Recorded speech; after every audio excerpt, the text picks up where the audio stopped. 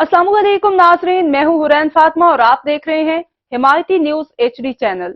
नजर डालते हैं आज की अहम खबर पर। बाद सिकेंगन जर्मनी स्विट्जरलैंड के करीब रियाज अहमद दुनिया भर के मुसलमानों को और पाकिस्तान के मुसलमानों को रमजान मुबारक की मैंने पहले जुमे की मुबारकबाद पेश की और अपने ताजर बरादरी से ये अपील की है कि रमजान में गरीबों को सहूलत मुयसर की जाए, ना कि उनका खून चूसा जाए। रियाज अहमद का कहना था कि रमजान अल्लाह का महीना है जो साल में एक बार आता है, जिसमें हमारे ऊपर एक आजमाइश है। हम रोजा रखें, अपनी जुबान, अपनी आंख, अपने नेक अमलों से रोजे की फजीलत पहचान सकें। इस माह मुबारक में जिक्र अल्लाह और कुरान की तिलावत और सदका ज़कात और इर्द गिर्द के गरीबों के ऊपर ख्याल रखा जाए।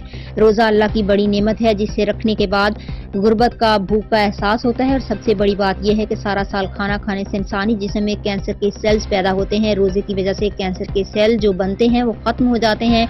जैसे आज साइंस भी ये तहकीक करती है कि एक इंसान को साल के 12 महीने के बाद 40 दिन भूखा पेट रहना चाहिए।